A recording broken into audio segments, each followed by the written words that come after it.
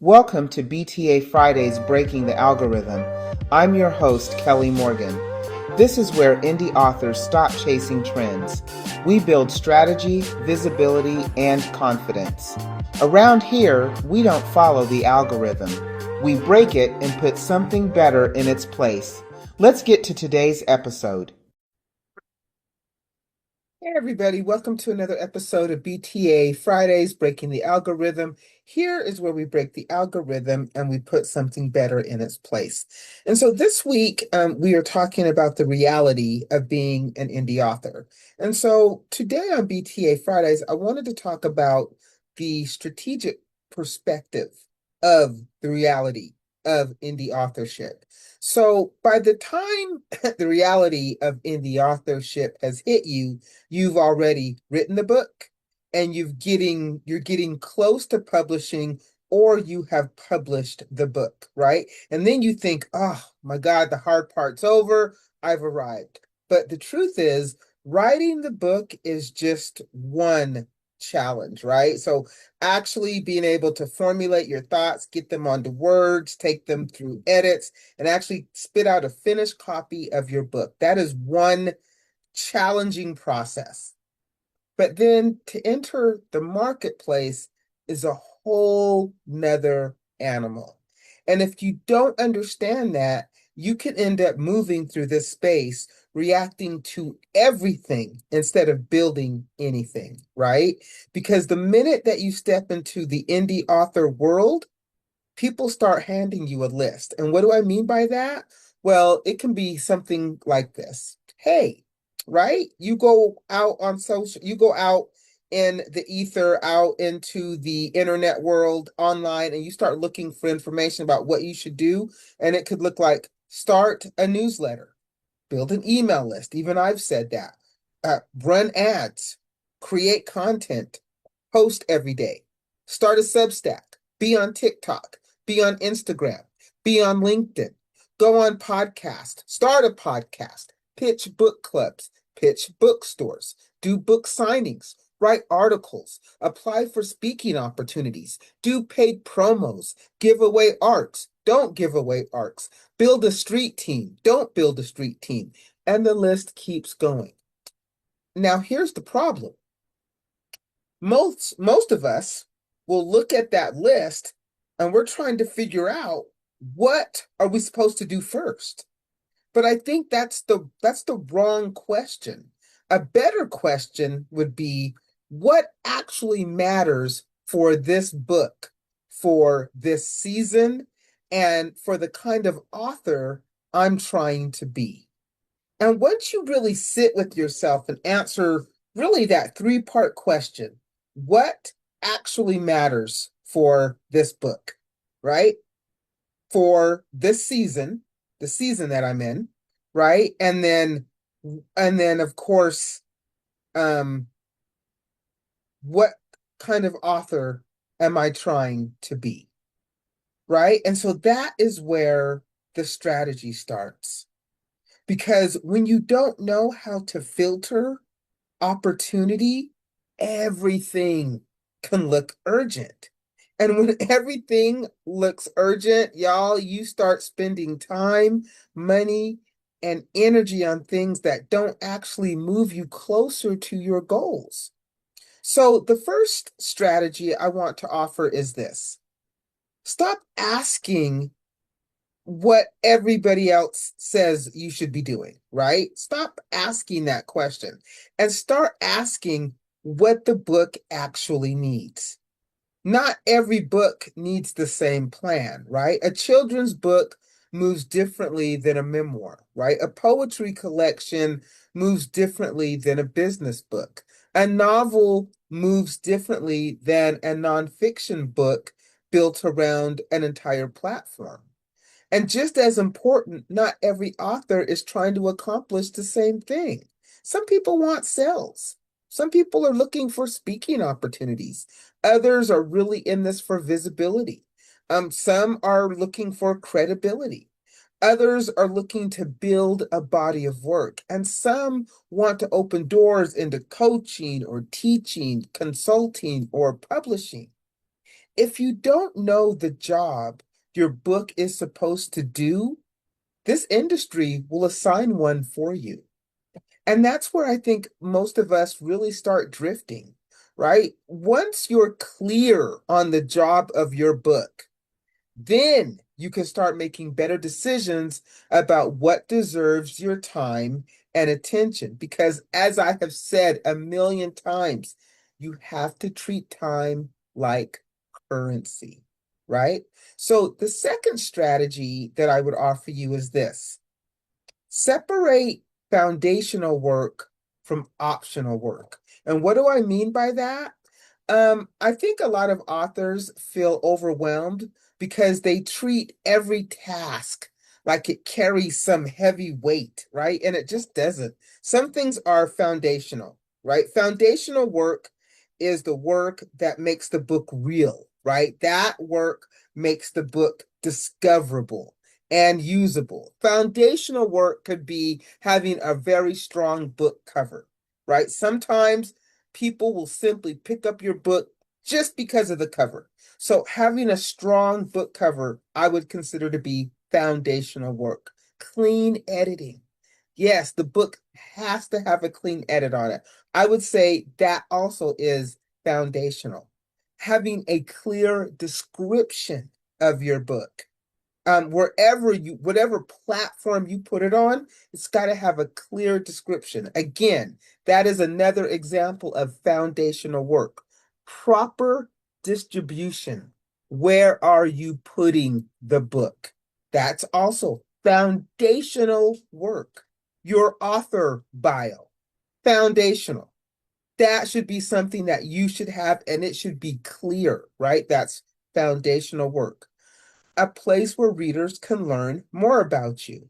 Now, I'm not saying you have to have a full-blown website.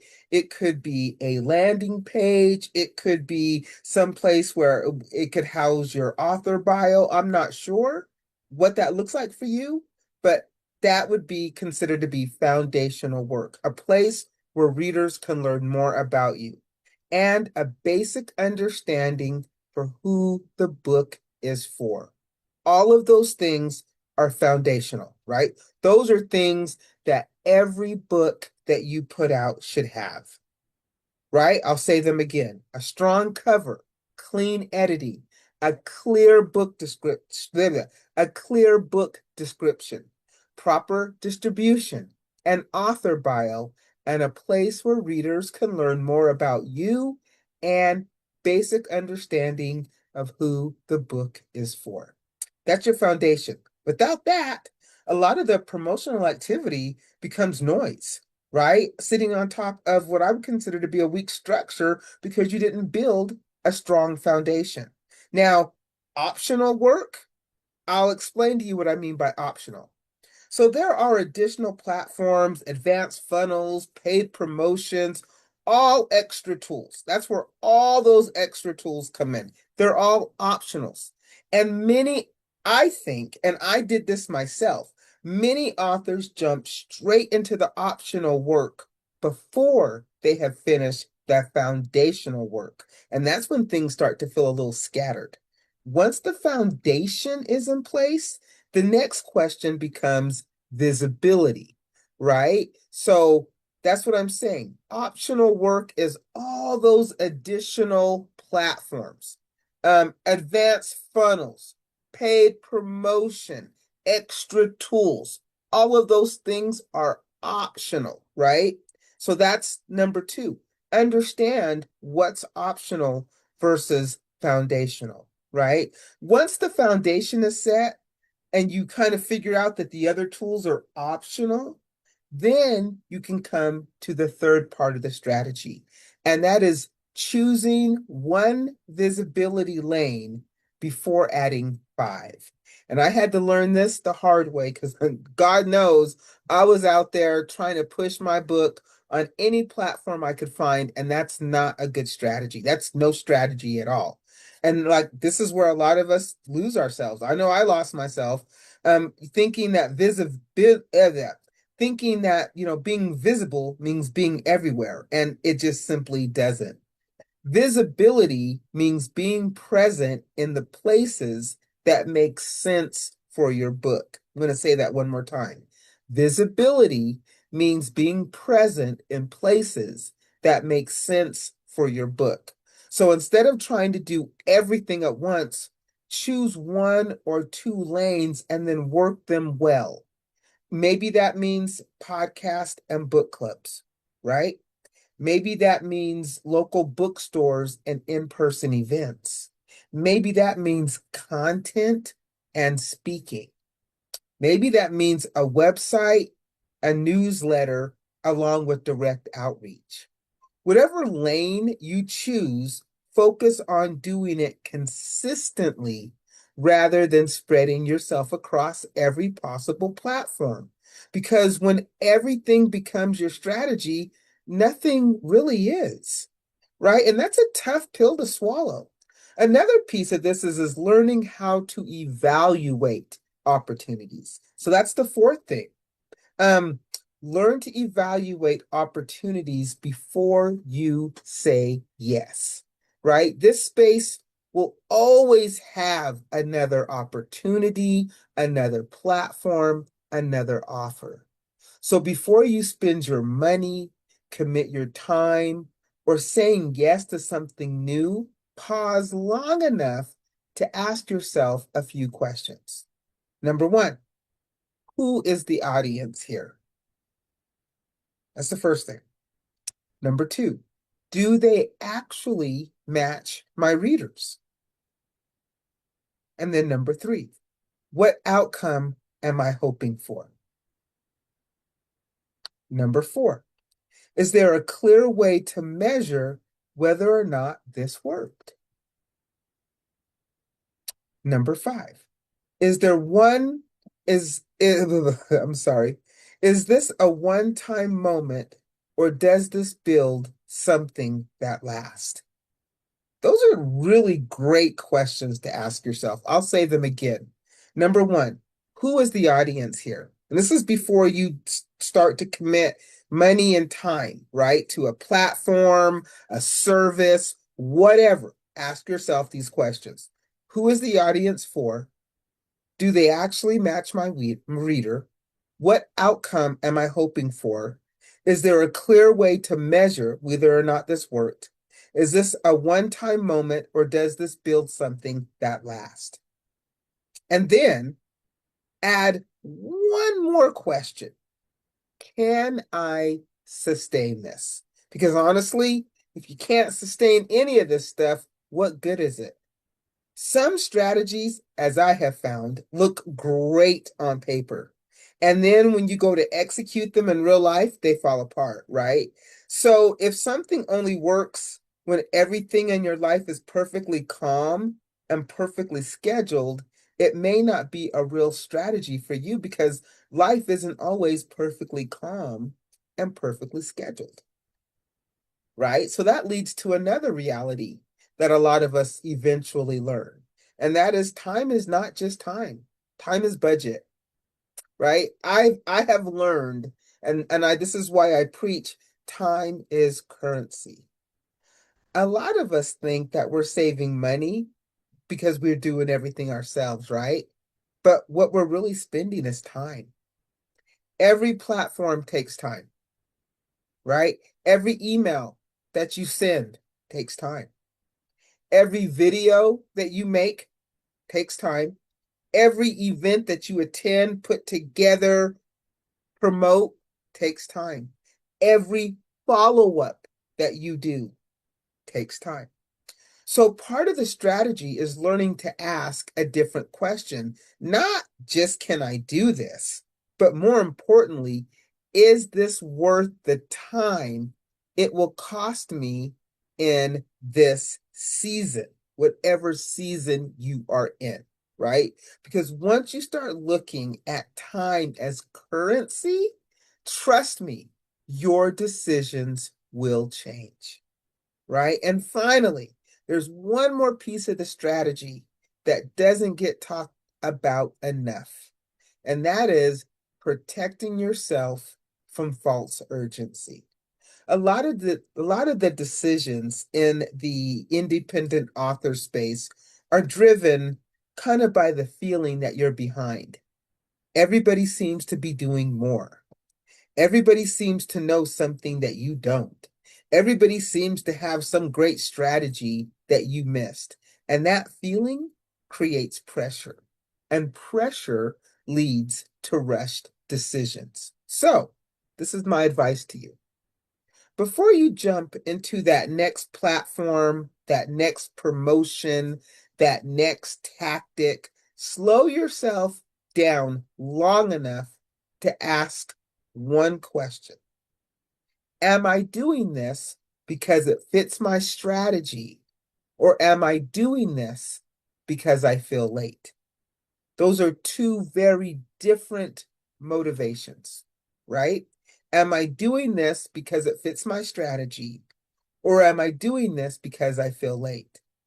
And learning to recognize that difference is a part of what it means to break the algorithm, because the algorithm rewards urgency, comparison, and constant motion. But real authorship, real author growth usually looks much simpler than that. It looks like clarity, right? It looks like choosing a lane. It looks like building a strong foundation and protecting your time. Entrepreneurship and authorpreneurship look like saying no to things that don't fit. It looks like doing a few right things consistently instead of 50 random things all at once. Now, here's where I think most of us get stuck. You hear all this talk about strategy, right? I hear it all the time. I say it myself: clarity, positioning, visibility lanes, audience. And it does make sense.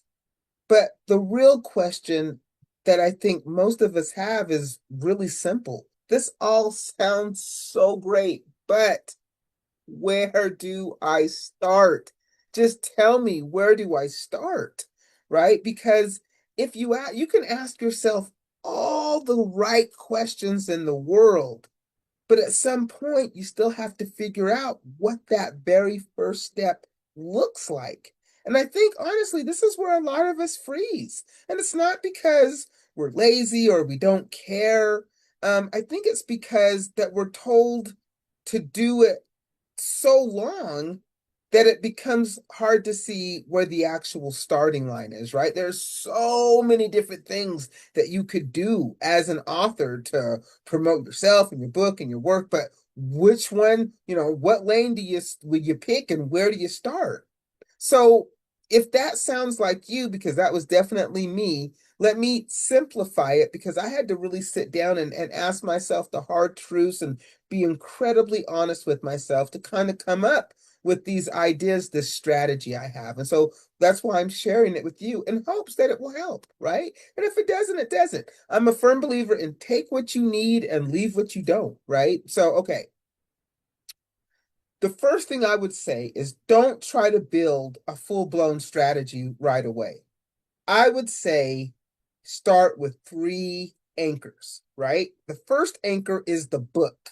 The book itself is an anchor. So before you worry about marketing and platforms and promotion, make sure that book is solid. Does it have a great edit? Does it have a cover that actually represents the book? Does it have a clear description about the readers, about what the readers are getting? If the book isn't strong, no amount of promotion is going to fix that, right? So that's the first anchor. Make sure that book is strong. That book needs to stand all on its own, right? The second anchor is the reader, and that is, who is the book for?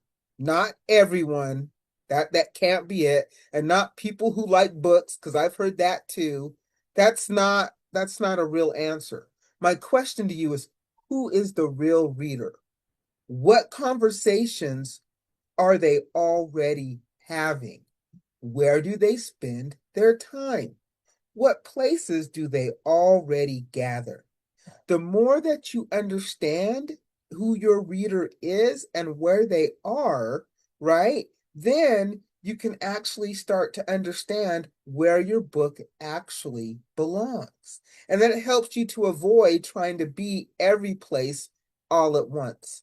The third anchor is the visibility lane. Just one, not 10, y'all, just one.